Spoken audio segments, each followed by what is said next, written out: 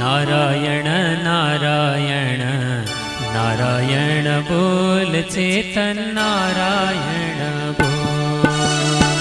नारायण नारायण नारायण बोल चेतन नारायण बोल। नारायण बोल न लाई नारायण बोल न लाई साही दैन मोल। नारायण नारायण नारायण बोल।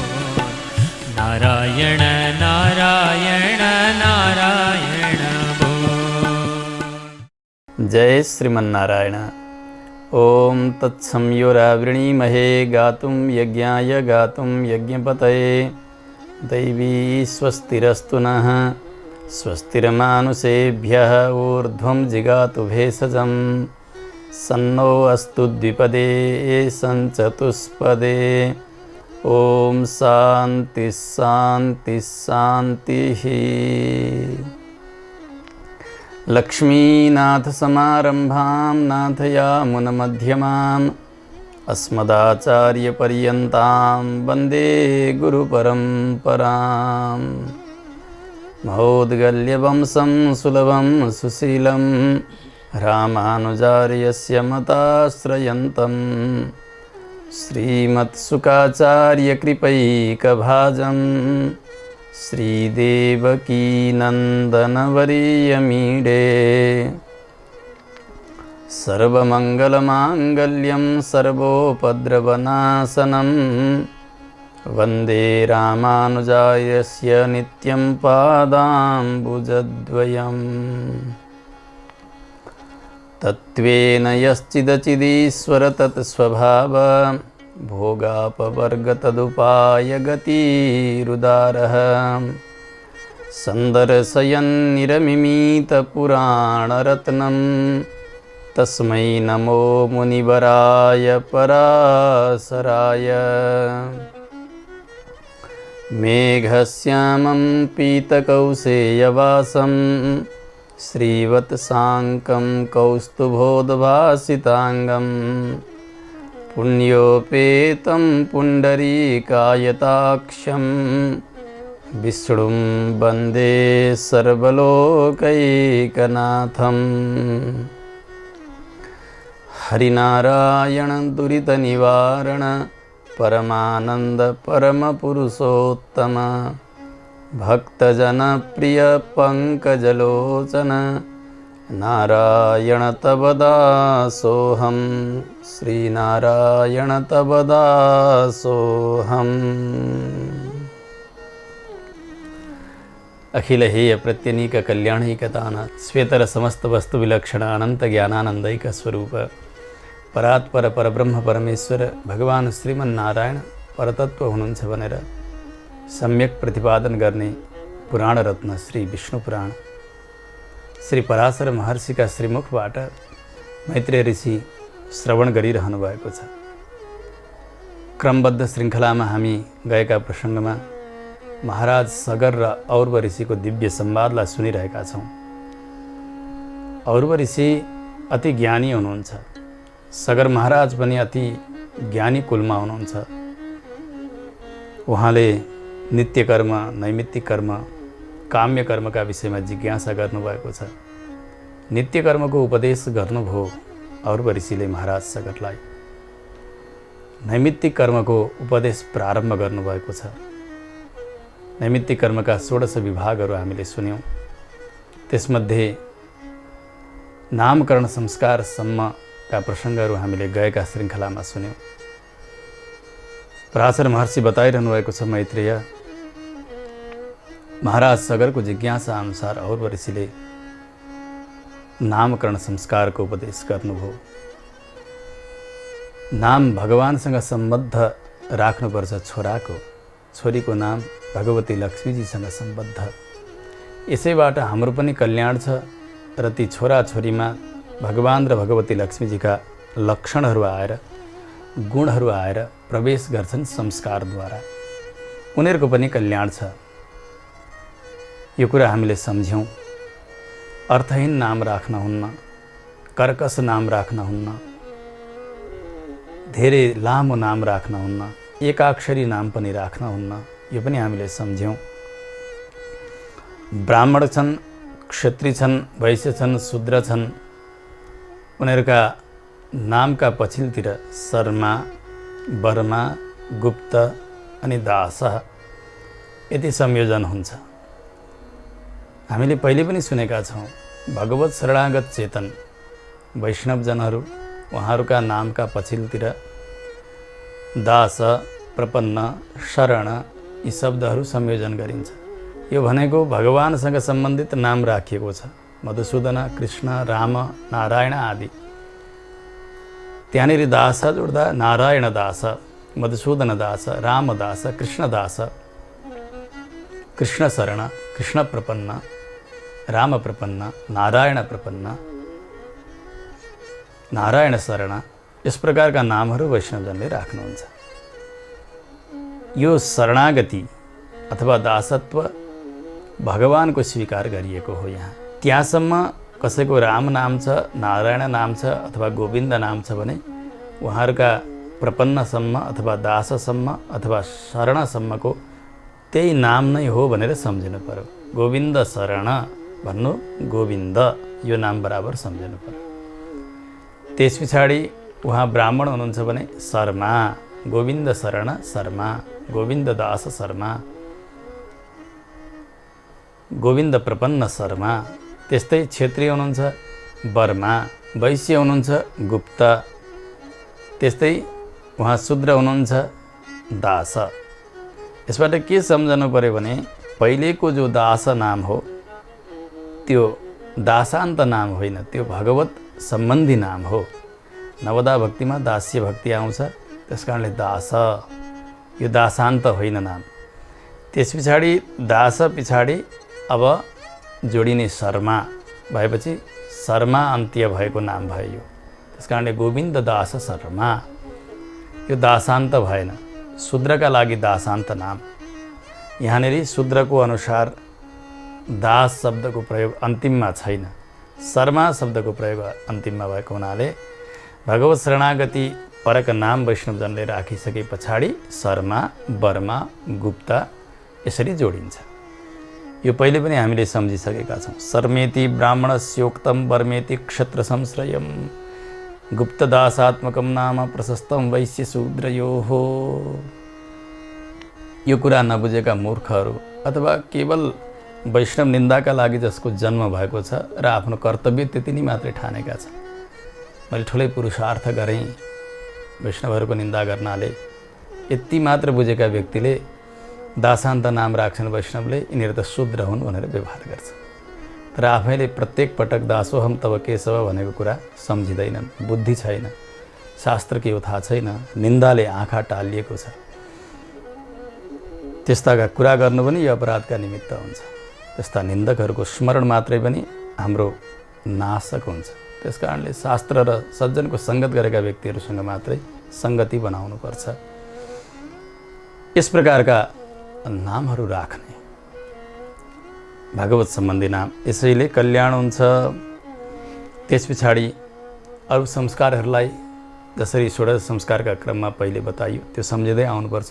अब मूलभूत संस्कार भनेको उपनयन संस्कार, जसलाई हामी लोकभाषामा व्रतबन्ध भन्छौँ। ब्राह्मण छन् भने जन्मबाट 8 अथवा गर्भबाट 8 त्यस वर्षमा गरिन्छ त्यो संस्कार।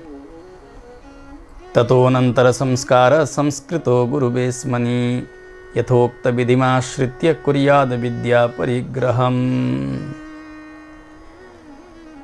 उपनयन संस्कार गुरुका नजिकमा लिएर जानु, पिताले पुर्याउनुहुन्छ, पिता नै पनि गुरु बन्न सक्नुहुन्छ। पहिले ज्ञान परम्परा थियो, पिताले पुत्रलाई, पुत्रले फेरि उनका पुत्रलाई यसरी उपदेश गर्ने, वेदको अध्यापन गर्ने, पिताबाटै यो क्रम चल्दथ्यो।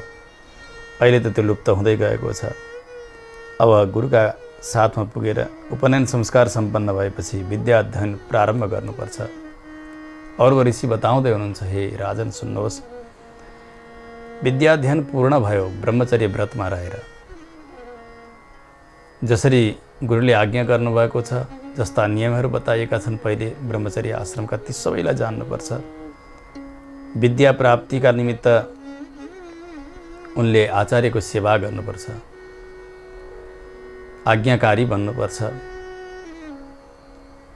अब 25 वर्षको समय भयो, गुरुदेवले आज्ञा दिनुभयो। समावर्तन संस्कार सम्पन्न गरेर गुरुलाई गुरुदक्षिणा टक्र्याइसकेपछि फेरि आएर आफ्ना अनुकूलकी कन्यासँग विवाह गर्नुपर्छ। ब्रह्मचर्य व्रतमै रहन्छु भन्न पनि सक्छन् यिनले, गुरुदेवबाट आज्ञा लिएर। त्यसबेला आफ्ना पिता माताको सेवा गरे झैँ गुरुको सेवा गर्नुपर्छ।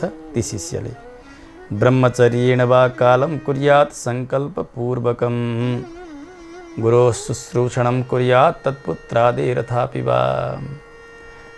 गुरुका पुत्रमा पनि गुरुकै भावद्वारा सेवा गर्ने, आचार्य पुत्रमा आचार्यवद् व्यवहार गर्नुपर्छ। शास्त्रले यही नै आज्ञा गर्नुभएको छ। आचार्य परलोक हुनुभयो, अब आचार्य पुत्र हुनुहुन्छ, गुरुपुत्र, उहाँलाई पनि उसै गरिकन सेवा गर्नुपर्छ। सकेको सेवा गर्दै रहने। त्यस पछाडि उनी वानप्रस्थ आश्रममा प्रवेश गर्न सक्छन् अथवा सोझै सन्यास आश्रममा पनि प्रवेश गर्न सक्छन्। वैखानसो वापि भवेत् परिव्राट अथ वेच्छया। सङ्कल्प जस्तो भएको छ पहिले र गुरुदेवको आज्ञा जस्तो भएको छ, त्यसै गरी वानप्रस्थाश्रममा पनि प्रवेश गर्न सके उनी, अथवा सोझै सन्यासी पनि बन्न सक्दछन्। आश्रमात् आश्रमम गच्छेत्। एक आश्रमबाट अर्को आश्रममा जाओस्। आश्रम भनेको एक भवनबाट अर्को भवन भनेको होइन। ब्रह्मचर्य आश्रमबाट गृहस्थाश्रम, गृहस्थाश्रमबाट वानप्रस्थाश्रम, वानप्रस्थाश्रमबाट सन्यास आश्रममा प्रवेश गरोस्। यसरी पनि गर्न सक्छ व्यक्तिले। ब्रह्मचारीले सोझै सन्यास पनि लिन सक्दछ। पहिले हामीले वर्ष विभाजन पनि गरेर सुनिसकेका छौँ। 100 वर्षको आयु छ भने 25 वर्षसम्म उसले ब्रह्मचर्य पालन गर्ने, 50 वर्षसम्म गृहस्थाश्रम, त्यहाँदेखि माथि 75 वर्षसम्म वानप्रस्थाश्रम, त्यहाँभन्दा बाँकी समय जति हो जहिलेसम्म बाँच्छन् त्यसलाई सन्यास आश्रमको काल भनेर बुझ्नुपर्छ। विवाहमा इच्छा भयो विवाह गरे, अथवा सोझै सन्यास आश्रममा प्रवेश गर्न चाहे त्यहाँ पनि प्रवेश गर्न सक्दछन्। अब विवाह गर्नका लागि गुरुबाट आज्ञा भयो, फर्केर आयो भने कस्ती कन्यासँग विवाह गर्ने, कस्तीसँग नगर्ने, यसको पनि विवेचन यहाँ राम्रोसँग गर्नुभएको छ। यदि विवाह गर्नु छ भने आफ्नो उमेरबाट 3 भाग बराबर उमेर भएकी, आफ्नो 4 भाग भयो, उनमा 3 भाग। भन्न खोजिएको आफू 24 वर्षको भएर विवाह गरिन्छ भने ती कन्या 18 वर्षकी हुनुपर्छ। 24 हुनका लागि 6 वर्षको एक पाउ भयो, एक अंश, 6 चौको 24। अनि 3 भाग भएकी हुनुपर्छ भनेपछि 6, 12, 18, 6 त्यहाँ 18। कन्या 18 वर्षकी हुन् अनि विवाह गर्ने पुरुष 24 को होस्।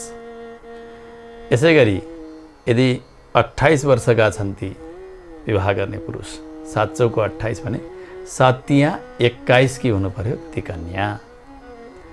यसै गरी 8 चौको 32 छन् उनी भने 8 त्यहाँ 24 हुनु पर्यो। यसरी यो विवाहको काल पनि उत्तम काल तोकिएको छ। जति भए पनि आफूभन्दा कम उमेरकी हुनु पर्यो। धेरै नै उमेरमा फरक पनि हुनु भएन। अति व्यावहारिक पनि छ यो, मनोविज्ञानका हिसाबले पनि यो ठिक छ। उमेर ज्यादा भएकीसँग विवाह गर्न हुन्न, शास्त्रले निषेध गरेका छन्। यसले व्यवहारमा पनि आपत्ति आउँछ। जेठी छन् श्रीमती, 2-4 वर्षै कान्छा छन् श्रीमान भने यी त मभन्दा बालकै त हुन् नि भन्ने बुद्धि तिनको आउँछ। अनि उनले जो पतिमा हुनुपर्ने सम्मान हो त्यो सम्मान गर्न जाने कि हुन्न, अपमान हुन्छ। त्यहाँ यीभन्दा धेरै बुद्धि भयो कि म हुँ भन्ने आउँछ। बुद्धि चारणाको छैन उनीसँग, अपमान। त्यसकारणले जेठीसँग विवाह गर्न हुन्न, शास्त्रले निषेध गरेका छन्। यो पनि बुझ्नु पर्यो। सबैभन्दा उत्तम भनेको आफू 4 गुणामा हो भने 3 गुणा बराबर कि। अघि भने जस्तै 24 भए 18, 28 भए 21, 32 भए 24, यसरी यो क्रम बढ्दै जान्छ। त्यहाँभन्दा माथि गयो भने उसै गरिकन हिसाब लगाउनु पर्यो विवाहको। अनि विवाह गर्दा धेरै लामो केस भयो कि अत्यधिक लामो, त्यस्तै कन्यासँग पनि विवाह नगर्नु। घुँडादेखि तलसम्म पनि केस हुन्छ नि, हो त्यो लक्षण राम्रो होइन। अनि केसै छैन, पातलो केस छ, केस उम्रनै सकेको छैन, बुथुरो भन्छन् नि, हो त्यस्तो केस छ भने हो त्यस्तीसँग पनि विवाह गर्न हुन्न। अब अहिले त केस राम्रै थियो, ठिक छ, अब बुथुरो त स्टाइल बनाउनका लागि पनि बनाउँछन् नि। स्टाइल बनाउनलाई बुथुरो बनायो भने पनि त्यस्तासँग पनि बिहे गर्न हुन्न। विवाह गर्दाखेरि यी कुराहरू ख्याल गर्नुपर्छ। त्यस्तै जन्मदेखि नै उनमा कुनै धेरै अङ्ग भएको होस्, औँला छन्, औँलामाथि अर्को औँलो थपिएको अथवा केही भएको होस्, अङ्ग ज्यादा भएको, अथवा जति अङ्ग हुनुपर्ने त्यो अङ्ग नपुगेको हो, त्यस्तै कन्यासँग पनि बिहे गर्न हुन्न। अनि धेरै रौँ छन् शरीरभरि, यस्ती कन्यासँग पनि विवाह गर्नुहुन्न। कुलमा जन्मिएकी होइनन्, त्यस्ता कुलहीन कन्यासँग विवाह गर्न हुन्न। रोगिणी छिन्, तिनीसँग विवाह गर्न हुन्न। कोही बुद्धिमान व्यक्तिले यस्तो विचार गर्नुपर्छ विवाह गर्ने बेलामा, जसको स्वभाव अत्यन्तै दुष्ट स्वभाव छ, त्यस्ती कन्यासँग विवाह गर्न हुन्न। न दुष्टाम दुष्टवाक्यां वा व्यङ्गिनीं पितृमातृतः न श्मश्रु व्यञ्जनवतीं न चैव पुरुषाकृतिं। त्यस्तै प्रकारले माता पिता अनुसार नै उनी कुनै अङ्गभङ्ग भएकी हुन्। पिता मातामा त्यस्तो कोही अङ्ग कम भएको छ, हो त्यस्तै नै भएर जन्मिन् तिनी भने हो तिनीसँग पनि विवाह गर्न हुन्न। अनि कन्या हुन् तर दाह्री जुगा आएको छ, हो त्यस्तासँग विवाह गर्न हुन्न। त्यस्तो देखिन्छ कतिको। हेर्दाखेरि त नारी हुन् तर हेर्दा आकार चाहिँ पुरुष जस्तै देखिन्छन् ठ्याक्कै, बोली पनि त्यस्तै छ, हिँडाइ त्यस्तै छ, यिनमा पनि लक्षण छैन, यिनीसँग पनि विवाह गर्न हुँदैन। अब बोल्छिन्, बोल्दाखेरि घर घर शब्दवाली छिन्, यति कर्कश बोल्छिन् कि यति टर्रो बोल्छिन्, बोलीमा मिठासै छैन, हल्ला धेरै गर्छिन्, यस्ती कन्यासँग पनि विवाह गर्न हुन्न। न घर घर स्वराम क्षामाम तथा काकस्वराम न छ। त्यस्तै काग कराउँछ नि, हो त्यस्तै आवाज भएकीसँग पनि बिहे गर्न हुन्न। कसैको त्यस्तै हुन्छ, कागकै जस्तो आवाज। अनि सुन्दाखेरि कानमा बिझाउने खालका शब्द बोल्छन्, तिनीसँग पनि गर्न भएन। आँखाका परेला छैनन्, माथिका आँखी भाउ छैनन्, हो त्यस्तै कन्यासँग पनि विवाह गर्न हुन्न। जुन कन्याका आँखा गोला छन्, गोला भनेको भित्रको यो दानो गोलो भनेको होइन, यो आँखाको आकृति पूर्णतया गोलो छ भने ती पनि लक्षणवाली कन्या होइनन्। कन्याको आँखो यसो लाम्चो परेको हुनुपर्छ, हो त्यस्तीसँग विवाह गर्ने। गोला आँखावालीसँग विवाह नगर्ने। त्यस्तै जसको जङ्घामा अत्यधिक रौँ छ अनि गोली गाँठो यति माथि उठेको छ, त्यस्तीसँग पनि बिहे गर्न हुन्न।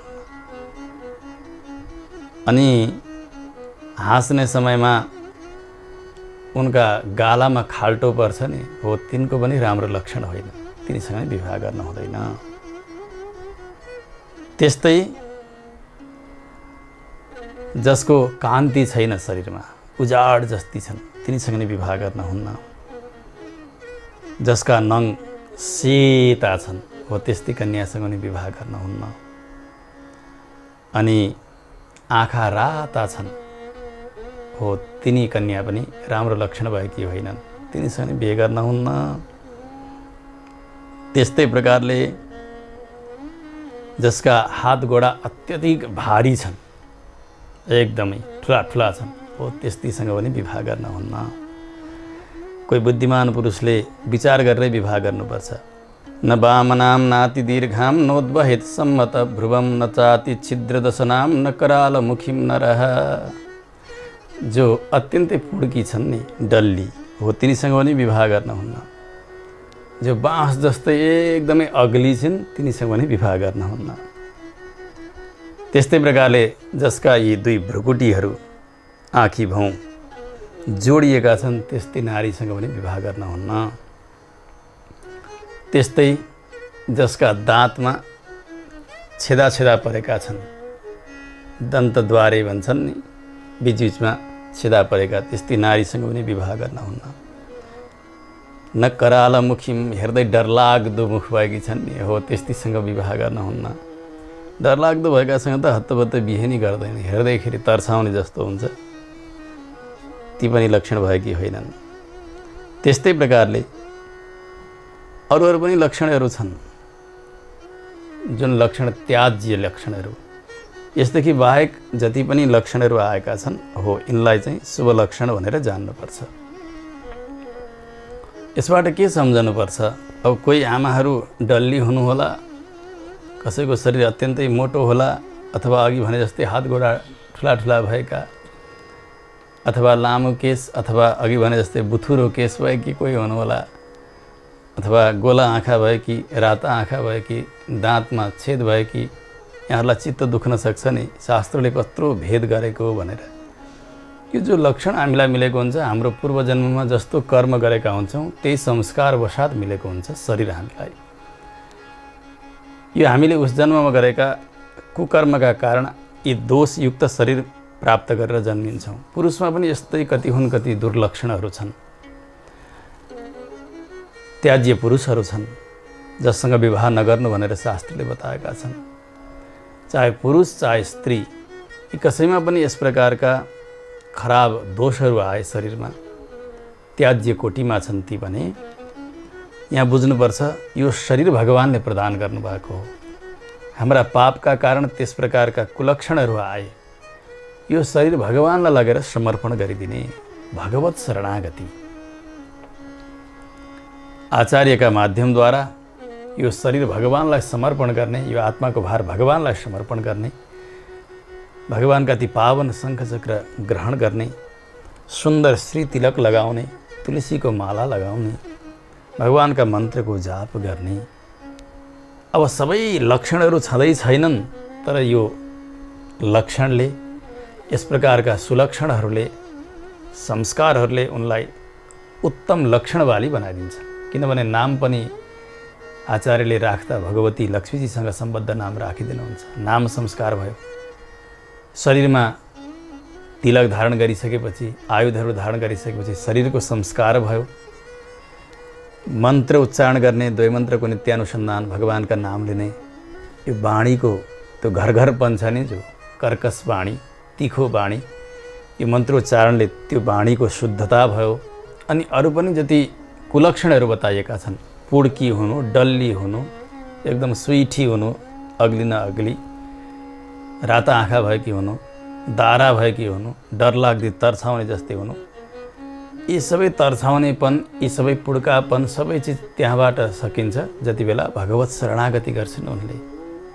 त्यस्ता सदाचारनिष्ठ आचार्यका सन्निधिमा गएर विधिपूर्वक भगवानलाई यो शरीर समर्पण गरिसकेपछि त्यो त भगवानले स्वीकार गरेको शरीर भयो नि, त्यो प्रसाद शरीर भयो। अब ती नारीसँग जसले विवाह गर्छन् उनको पनि भाग्य खुल्छ त्यो शरणागतिका कारणले। त्यस कारणले चित्त दुखाउने होइन, हामीले जे नगर्ने काम गरेका थियौँ त्यस कारणले हामीलाई यस्तो शरीर मिलेको हो, लक्षण कम भएका शरीर मिलेका हुन्। तर एउटा अवसर अझै पनि छ कि अविलम्ब भगवत शरणागति गर्नुपर्छ, भगवानको बन्नुपर्छ, भगवानको श्रीतिलक लगाउनुपर्छ, तुलसी माला धारण गर्नुपर्छ, शुद्ध वस्त्र धारण गर्नुपर्छ, द्वैमन्त्रानुसन्धान गर्नुपर्छ, भगवत कथारस पान गर्नुपर्छ, भगवानलाई भोग लगाएर प्रसाद लिनुपर्छ, भगवानको सेवा आराधना गर्नुपर्छ। जति पनि शरीरमा भएका कुलक्षणहरू छन्, दोषहरू छन्, ती सबै समाप्त हुन्छन्, लक्षणै लक्षण आउँछ। यो शास्त्रको आज्ञा हो, यसरी गर्नुपर्छ। भगवानको प्यारो बनिसकेपछि अरू कसैका लागि पनि प्यारो बन्छ व्यक्ति र कसैसँग सम्बन्ध जोडे पनि उसलाई हानि गर्दैन आफ्ना कुलक्षणहरूले। जस्तो कि ग्रह लाग्यो, राहुको समय आयो, उल्काको समय, केतुको सङ्कटाको समय आयो, शनिको समय आयो, यति हजार जप उति हजार जप, यस्तो दान उस्तो दान, पहेँलो कपडा, कालो कपडा, छिरबिरे कपडा, तेल दान, घिउ दान, तामाको दान, बत्ती बालेर दान, कति हुन् कति शास्त्रले किन बताएको त? आखिर उनको त्यो ग्रहकाल त सकिएको छैन, ग्रहले दिने दुःख त दिने नै हो, तर त्यो दुःखलाई कम गर्न त्यो दानले सहायता गर्दछ। संसारमा ग्रहले दिएको दुःखलाई नाश गर्न गरिने दानहरूले यति राहत मिल्छ भने यो शरीर नै भगवानलाई दान गरिदिने भने हाम्रा जति पनि दोषहरू आएका हुन् शरीरमा, हाम्रा अपराधका कारण, पूर्वजन्मका कारण, यी कुनै प्रकारका अपराध बाँकी नै रहँदैनन् भगवानलाई समर्पण गरिदिइसकेपछि। त्यसकारणले भगवत शरणागति नै सर्वोत्तम लक्षण हो, त्यो नै सौभाग्य हो, त्यही नै स्वरूप हो नारीको या पुरुषको। त्यस हुनाले भगवत शरणागति गर्नुपर्छ। अब विवाह गर्ने बेलामा कतैपट्टि नाता सम्बन्धले छोएको छ कि छैन ती कन्यासँग त्यो पनि विचार गर्नुपर्छ।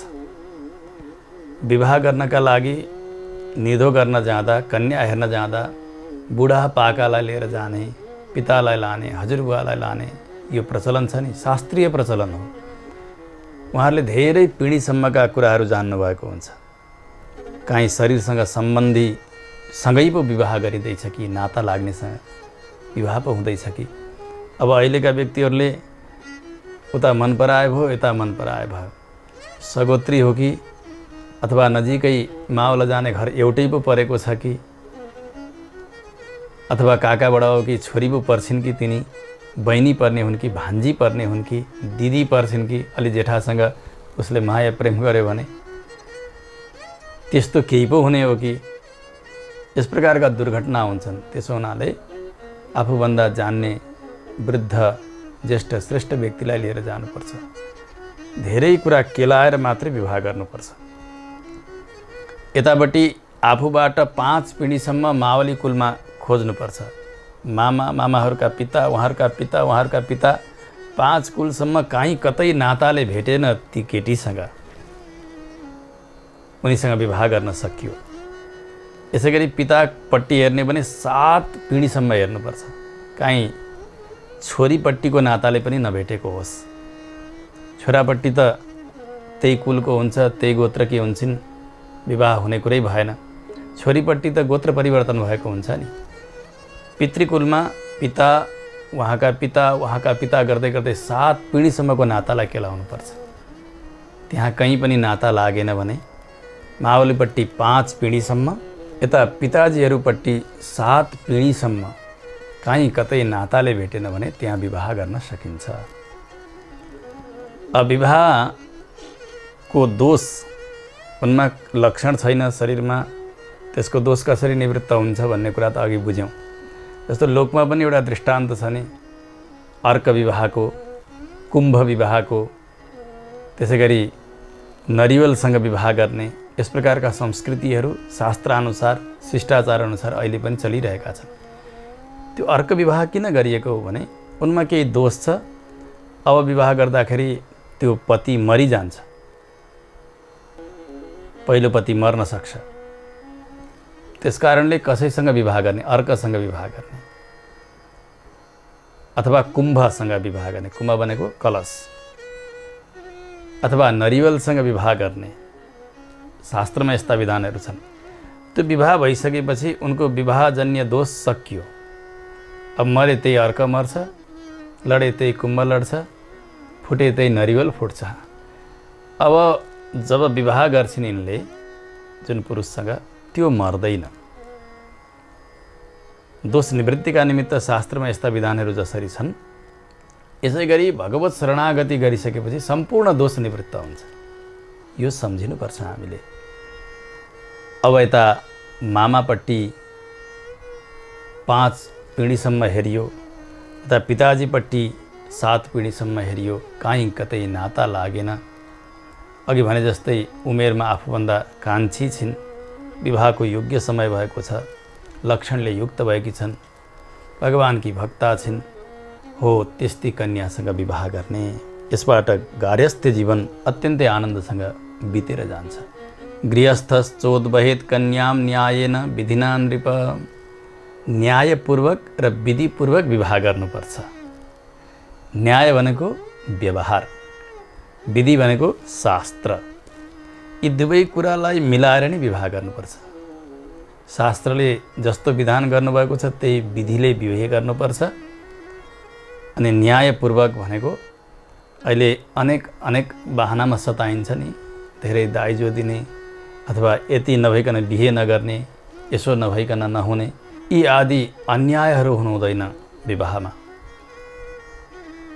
न्यायपूर्वक हुनुपर्छ र शास्त्र विधि अनुसार विवाह हुनुपर्छ। त्यस्तो विवाहले मात्रै काम गर्दछ। शास्त्रमा 8 प्रकारका विवाहका विधिहरू बताइएका छन्।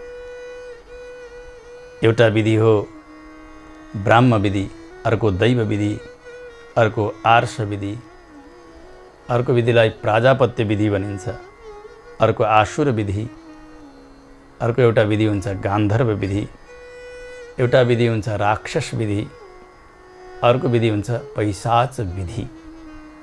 ब्राह्मो दैवस्तथैवार्षः प्राजापत्यस्तथासुरः गान्धर्व राक्षसौ चान्यौ पैशाचश्चाष्टमो मतः। और ऋषिले भन्नुभयो, महाराज व्यक्तिले यी 8 प्रकारका बिहेहरू गर्न सक्छन्, तर उनका वर्ण अनुसार, जाति अनुसार, आश्रम अनुसार। आश्रम त गृहस्थाश्रममा प्रवेश गर्ने हो ब्रह्मचर्यबाट, तर त्यसका लागि पहिलो ब्राह्म विधि। अहिले हामीले गर्दै गरेको विवाह छ नि, यो ब्राह्म विधिकै एउटा अनुकरण हो। कन्या माग्ने अनि स्वयंवर गर्ने, त्यस पछाडि अग्निमा हवन गरेर देवताहरूलाई साक्षी राखेर महासङ्कल्पपूर्वक कन्यादान दिने लिने जो यो विधान हो, यो ब्राह्म विधि हो। ब्राह्म विधि अनुसार गरिएको विवाह। तर अहिले यो विवाह विधिमा धेरै नै सङ्कोच आइसकेको छ। हतारै हतार मात्रै हुन्छ। यताबाट जान्छन् जन्ती 12 बजे पुग्छन्, 3 बजे उनले फर्किनु परेको हुन्छ। अनि पुगिसकेपछि हतारै मात्रै हुन्छ। विवाहमा त्यो बिहे पढ्ने ब्राह्मणदेखि बाहेक अरू सबैलाई हतारो मात्रै हुन्छ। विचार गर्नुहोला, हामीले धेरै विवाह देखेका छौँ, हेरेका छौँ, भोगेका छौँ। जाने जन्तीलाई हतार छ, अलिकति सम्मान पुगेन भने रिसाउँछन्, बाँच्छन्। यता घरका जो सदस्यहरू छन् उनीहरूलाई त्यो व्यवस्थापनमै हैरान छ। पिता चिन्तित हुनुहुन्छ, माता रोइरहनु भएको छ छोरीको बिहे। घर गाउँलेहरू आएका छन्, जन्तीहरू सबै छन्, उनीहरूलाई के दिएर के लिए, के ल्यायो बेहुलोले, कस्ती बेहुली, कस्तो बेहुलो, के खाना दिए, कति जन्ती आए, गडदुवा के लगाए, माइजू कसरी आइन्, मामाले के गरे, बडाबाले के दिए, दिदीले के गरिन्, यसैको चर्चा मात्रै हुन्छ। त्यहाँ शास्त्रको विधान के हो, मन्त्रशुद्धि के हो, गर्नुपर्ने के हो, कहाँ समय दिनुपर्ने, यी कुनै कुरामा ख्याल गरिँदैन।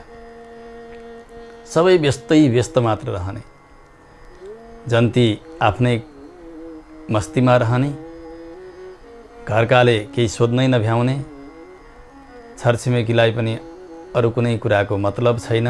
अब ती ब्राह्मण बिहानदेखि बिहे सुरु गरेका छन्, पढ्दैछन्। कसैले आएर पानी सोध्दैन, चिया सोध्दैन, किन भ्याउने कुरै छैन नि। बेहुलीका बा आमाले सोधुन्, भ्याउँदैन। बेहुली भ्याउँदैनन्, दिदीबहिनीहरू झन् भ्याउँदैनन्। घरका बुहारीहरूलाई त्यो साडी लगाएर बेहुलो आउनुभन्दा अगाडि तयार भएर निस्किनै नभ्याइ हुन्छ। त्यो भ्याउँदैनन् उनीहरूले। अब आउने जाने अरूलाई ती बाहुनले खाउन् कि नखाउन् के मतलब आएर, आफू कहाँ छ त्यहाँ गएर खाने हो। कसैले आएर गुरु तपाईँले खानुभयो, तपाईँले पनि भोजन गर्नुपर्छ जाउँ, कोही भन्नेवाला छैन। यति निरीह हुन्छन् बिहे पढ्ने ब्राह्मण। अब उनी उस्तै छन्, बाहिर जसरी तसरी राखिदिएको जेसुकै खाने खालका छन् भने त जुरुक्क उठ्छन्, गएर आफै झिक्छन्, खान्छन्, ओर्छन्, आउँछन्, फेरि सुरु गरिहाल्छन्। अलिकति आचारनिष्ठ ब्राह्मण छन् भने त त्यो बाहिर बनाएको खाँदैनन् पनि, उनी शुद्ध पवित्र खान्छन्। त्यसको व्यवस्था छ कि छैन त्यो घरमा, कसैले त्यहाँ लैजान्छ कि लैजाँदैन, आफै खोजेर कहाँ जानु, भिडभाड छ, पढेका छन्, बेलुकासम्म पानी पनि नपिकन ब्राह्मणहरू कति हो कति बिहे पढेर फर्केर आउँछन् घरमा। यस्तो दुर्दशा हुन्छ हेर्नु बिहेमा। ख्याल गर्नुपर्ने ती ब्राह्मणको। अब यो ब्राह्म विधिमा हतारै भयो, गुरु छिटो गरिदिनु, जन्ती त्यही भन्छ। घर गाउँलेलाई पनि छिटै सक्न पाए हुन्थ्यो भन्ने भएको छ। टाढाबाट आएका निम्तालुहरू छन्, उनीहरूलाई पनि भान्जीको छोरीको बिहे छिटै सकेर जान पाए हुन्थ्यो, त्यही भएको छ। उनीहरू पनि छिटो भनिरहेका छन्। अनि ब्राह्मण पनि त्यस्तै भइसके अहिले। अब सबैलाई छिटो चाहिन्छ भने मलाई चाहिँ किन ढिलो? अनि यहाँ पढ्यो, त्यहाँबाट कहाँ पल्टाउनुपर्छ त्यहाँ पल्टाइदियो, त्यहाँ सकियो, बिहे सकियो भनौँ। अनि उनी पनि छिटै गरेर हिँड्छन्। अब यहाँ विधि पुरा भएको छैन। यद्यपि ब्राह्म विधि अनुसारकै पुस्तक त समाते, तर पूर्ण भएन। यो ब्राह्म विधिको अनुकरण मात्रै भइरहेको छ अहिले। तर ब्राह्म विधिले विवाह गर्नका निमित्त पनि विधिवत कन्या माग्नुपर्छ, अनि अघि भनिए झैँ गरिकन विधिसँग विवाह गर्नुपर्छ। यो ब्राह्म विधि भयो। त्यस्तै अर्को दैव विधि हुन्छ, देवताहरूका लागि यो विधान। यसरी पनि विवाह सम्पन्न गर्न सकिन्छ। अब आर्ष विधि हुन्छ, यसमा पनि विशेष नियमहरू हुन्छन्। प्राजापत्य विधि हुन्छ। अब असुर विधिबाट उता गएपछि यी निहीन विधिहरू हुन्। असुरमा कुनै विवेक हुँदैन, खुब मदिरा पान गर्छन्, खाने नखाने खान्छन्। अब विचार गर्नुपर्ने कुरा के छ भने विवाहमा यो माङ्गलिक कार्य हो। व्रतबन्धमा, विवाहमा, चुडाकरणमा, यस्ता कर्महरूमा मासुको व्यवहार, रक्सीको व्यवहार केही पनि गर्न हुँदैन। त्यसो गर्ने हो भने यी शास्त्र अनुसारका पद्धति समातेर हवन गर्नु, कन्यादान गर्नु, यसको कोही कामै छँदै छैन। यता मङ्गल कार्य गरिरहेको छ, उता एउटा निरीह पशुलाई काटिरहेको छ, चित्कार गरेर रोइरहेको छ, त्यो पशु उफ्रिराखेको छ, त्यसमा रमाइरहेका छन्। कसरी मङ्गल हुन्छ र त्यो विवाह? जब मासुको, रक्सीको व्यवहार हुन्छ बिहेमा, व्रतबन्धमा भने त्यो संस्कारले काम गर्दैन। व्रतबन्धमा गर्छन् भने त त्यो व्रतबन्धको कोही अर्थै भएन। विवाहमा गरे भने पनि त्यो विवाह हुन्छ कस्तो? आसुर विवाह हुन्छ, दैत्यहरूको जस्तो विवाह हुन्छ। त्यो विवाहबाट गएका पति पत्नी घरमा आसुर वृत्तिले बाँच्छन्, उसै गरी दुराचार बढेर जान्छ। जस्तो विधि हो त्यस्तै त हुने हो नि। त्यसकारणले विवाहमा कहिल्यै पनि मदिराको व्यवहार गर्न हुन्न, मासुको व्यवहार गर्न हुन्न, शुद्ध पवित्र अन्नको व्यवहार गर्नुपर्छ, मिष्ठान्न भोजन गराउनुपर्छ सबैलाई। यो हाम्रो सिद्धान्त हो, यो सनातन वैदिक परम्परा हो। अर्को गान्धर्व विधिको विवाह हुन्छ। गान्धर्व विधि भने ब्राह्मण, क्षत्रिय, वैश्यदेखि अतिरिक्त अरू वर्णहरूमा त्यस्तो व्यवहार पाइन्छ। अहिले त ब्राह्मणले पनि थाले, मन पर्यो, अब विधि छैन, विधान छैन, केही छैन, लिए भागे। पोइला जाने भन्छन् नि, पोइला जाने होस् कि जोइला जाने होस्, यो गान्धर्व विधिको विवाह हो। यो नि बिहे त बिहे हो नि, अब गएपछि सन्तान जन्मिन्छन्, सहवास हुन्छ। यस्तो विवाह गर्न हुन्न हामीले। अर्को राक्षस विधिको विवाह हुन्छ।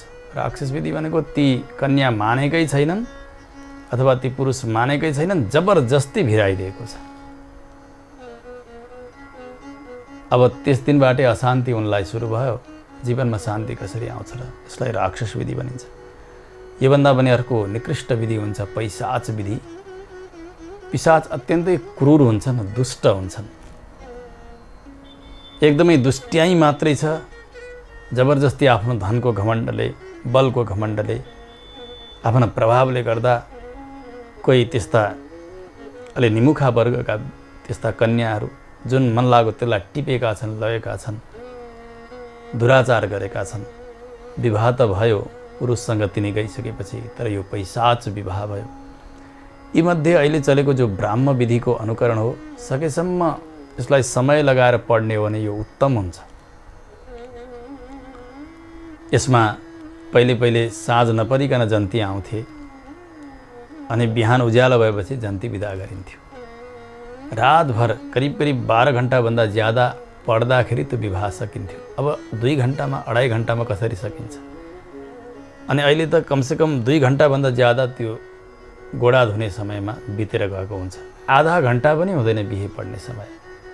बिहे कसरी होला? विधि कसरी पुग्ला? ख्याल गर्नुपर्ने कुरा के हो भने आवश्यक जसलाई छ पिता मातालाई अथवा पितृवर्ग दाजुहरू भए यिनीहरूले गोडा धुने अनि टिको लगाइदिने आशीर्वाद दिने। त्यस पछाडि अरू जो आउने साथी सङ्गी छर छिमेक उनीहरूलाई यो सबै आवश्यकता छैन। आफूले ल्याएको उपहार कतिखेरै पनि एउटा समय छुट्याएर उनलाई दिन सक्छन् उनीहरूले। त्यो यो विधिभित्र पर्दैन। विधि त पिताले गर्ने विधि हो अथवा पितामहले गर्ने अथवा मामाहरूले गर्ने दाजुहरूले गर्ने यो विधान हो। उनीहरूले गरिसकेपछि अरू समय भने उनलाई रोकेर राख्न हुन्न, कर्मका लागि पठाइदिनुपर्छ। कर्म चल्दै जान्छ, उपहारहरू दिँदै जाने, फर्किँदै जाने। यसो गर्दा मात्रै अलिकति समय बच्दछ संस्कारका लागि, अन्यथा यो पनि लोप हुँदै हुँदै गइसकेको छ। यस प्रकारका 8 विधानहरू यहाँ बताइएका छन्। एतेषां यस्य यो धर्मो वर्णस्योक्तो महर्षिभिः कुर्वीत दारग्रहणं तेनान्यं परिवर्जयेत। और ऋषिले भन्नुभयो महाराज सगर, यसै गरी जुन वर्णको जुन आश्रमको व्यक्ति छ उसले आफ्ना वर्णाश्रम धर्मलाई ख्याल गर्नुपर्छ र ब्रह्मचर्य आश्रम पुरा गरिसकेपछि गृहस्थाश्रममा प्रवेश गर्दा आफ्नो वर्ण धर्म अनुसार नै विवाह गर्नुपर्छ। महर्षिहरूले यही नै निर्णय दिनुभएको छ। त्यसदेखि अतिरिक्त विवाह गरे भने उसले दुःख पाउँछ। उनीहरूको दाम्पत्य जीवन ठिकसँग रहँदैन, अशान्ति हुन्छ, सन्तति राम्रा हुँदैनन्, सन्तानहीन अवस्था पनि आउन सक्दछ। सहधर्मचारिणी भनेर बताइएको छ नि। आफू जुन वर्णको हो त्यही धर्म अनुसार कि कन्या ल्याएपछि उनका लागि पनि त्यो कर्तव्य हुन्छ। जीवन सङ्गिनी भनिएको छ। बाँचुन्जेलसम्मको साथी सङ्गी एक आपसमा एकै रथका 2 पाङ्ग्रा पनि भनिएको छ पति र पत्नीलाई। रथ त्यसबेला ठिकसँग रहन्छ, 2टै पाङ्ग्रा ठिक हुन्। गाडीमा चक्का ठिक रह्यो भने मात्रै गाडी गुड्दछ, एउटा मात्रै कमजोर भयो भने गडबडाउँछ। एउटा चक्का निकै ठुलो अथवा ट्र्याक्टरको त्यो पैया ल्याएर लगाइदिएको छ, अर्को कारको लगाइदिएको छ भने त्यो गाडी गुड्छ र वर्ण अनुसारकै कुल अनुसारकै समान धर्ममा समान विधिले त्यस प्रकारले विवाह गरे भने त्यो गृहस्थाश्रम टिक्दछ। यसरी चल्ने यसबाट महत फल छ। उनले चाहन्छन् स्वर्ग आदि सुख भने त्यो पनि प्राप्त गर्दछन्, सन्तान सुख प्राप्त गर्दछन्, भगवानको कृपा हुन्छ। गृहस्थाश्रममा रहिसकेपछि ब्राह्मण होस्, क्षत्रिय होस्, वैश्य होस्, शूद्र नै किन नहोस्, त्यो दम्पतिको कर्तव्य हुन्छ भगवानको सेवा गर्नु, आफ्नो मर्यादा अनुसारले दान गर्नु अनि सेवामूलक कार्यहरू गर्नु। जसरी पहिले बताइए ती कर्तव्यहरू हुन आउँछन्। अब यिनको ऋण उनका लागि पनि ऋण, यिनको धन उनका लागि पनि धन। अब एक हुन्छन् यिनीहरू। अब सहयात्रा प्रारम्भ गर्दछन्। सहयात्रा केवल यहाँका लागि मात्र होइन, लोक व्यवहारका लागि मात्र होइन, भगवत धाम जाउन्जेलसम्मको पनि सहयात्रा हुनुपर्छ। त्यसका लागि भगवत समाराधनामा यी दुवै जोडिनुपर्छ। नित्य कर्महरू छन्, नैमित्तिक कर्महरू छन्, काम्य कर्महरू छन्। ती कर्ममा साथसाथै पति पत्नी भएर कर्म गर्नुपर्छ। पहिले पनि बताइन्थ्यो, अहिले पनि सुनिन्छ नि, तीर्थयात्रा गर्दा एक्लै नगर्नु, पत्नीले सहित भएर गर्नु। त्यसै भनिएको होइन। कुनै धर्म कर्म गर्दा अर्धाङ्गिनीलाई साथमा राखेर गर्नु भन्दै अर्धाङ्गिनी भनिन्छ। आधा अङ्ग उनी हुन्, त्यस कारणले अर्धाङ्गिनी भनिएको हो। आधा शरीरबाट गरिएको कर्म त खण्डित कर्म हुन्छ, पूर्ण शरीरबाट पुरा हुन्छ।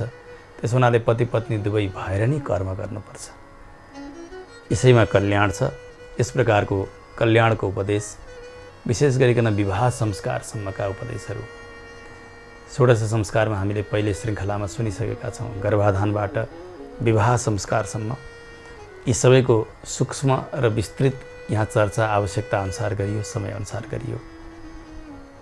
अत्यन्तै जीवनोपयोगी हामीले जान्नुपर्ने त्यस्ता व्यवहारको उपदेश शास्त्रपरक र ऋषिहरूका मतमा जस्तो निर्णय भएको छ त्यस्तो उपदेश यहाँ गर्दै हुनुहुन्छ। यो क्रम अझै केही श्रृङ्खलासम्म हाम्रो चलेर रहनेछ। समय धेरै भइसकेको हुनाले आजको कथा भगवानका चरणमा समर्पण गर्दै वाणीलाई विश्राम गरिन्छ। जय श्रीमन्नारायण। जिन्दगी खिल्छ भक्ति गरे सधैँभरि यो जिन्दगी खिल्छ।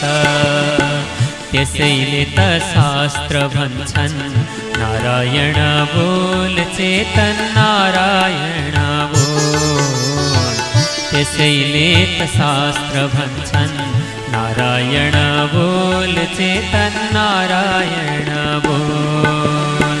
नारायण बोल्नलाई नारायण बोल्नलाई चाहिँदैन मोल। नारायण नारायण नारायण बोल। नारायण नारायण नारायण बोल। नारायण नारायण नारायण बोल चेतन नारायण बोल। नारायण बोल चेतन नारायण बोल। नारायण बोल चेतन